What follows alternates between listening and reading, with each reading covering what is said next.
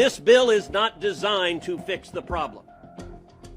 This bill normalizes 5,000 people a day coming in. 5,000 people a day is over 1.8 million a year. That's called an invasion. By the way, under Joe Biden, we've had 9.6 million. So the great Republican compromise is we're for 2/3 of Joe Biden's open borders. We'll let in 6 million instead of 9 million.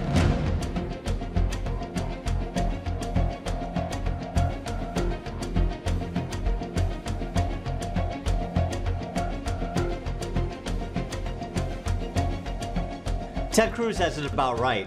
We're only going to let 6 million in as compared to Biden's 10 million. Vote Republican. Isn't a terribly compelling message.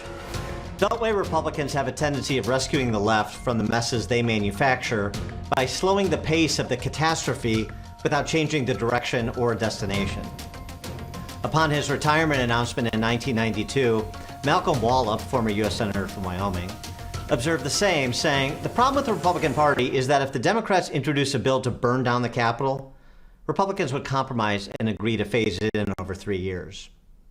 That was before the Gingrich Revolution in '94 and the days when the GOP caucuses were led by the two Bobs, Dole and Michael.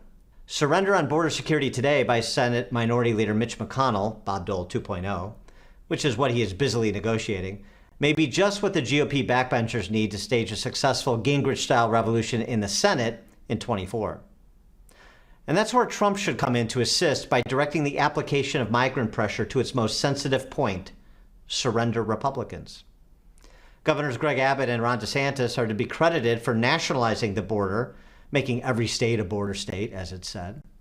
It exposed the rank hypocrisy and general silliness of wealthy, no person is illegal suburban Ozempic addicts.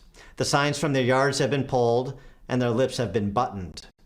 However, humiliation alone will not result in the mass migration of Marxist marionettes to the GOP.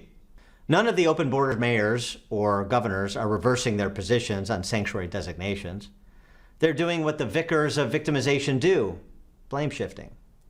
Cities need more money from the states. States need more money from the feds. The feds need to print more money for order processors at the border to get them in and on the yellow brick road to citizenship. The migrant arrivals can speed the disintegration of America's big cities, but there are no brains in the heads of big city mayors and most of their constituents to process what's happening. They have only recorded political cant in the space once occupied by their minds. I don't believe the same can be said of the residents of Lexington or Tulsa. I also don't think the same can be said of Senators McConnell and Lankford. Therefore, Trump should call on the Texas governor to temporarily redirect the buses away from Chicago and New York City and drop off migrants who agree to go, importantly, in the district and states and at the front of the district offices and homes of Republican House and Senate members who are willing to phase in the torching of America over 3 years.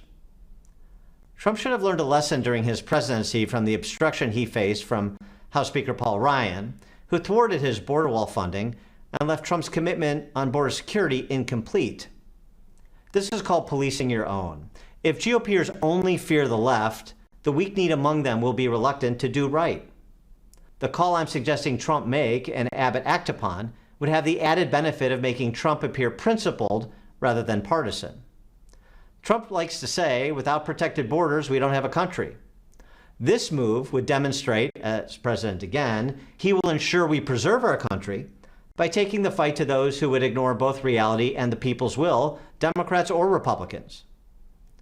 That was part of the appeal that put Trump in the White House in 2016. It can be again in 2024.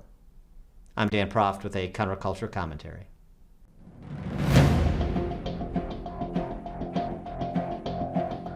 Please like this video and subscribe to this channel if you haven't already. And please leave a comment in the comment section. We'd love to hear your thoughts.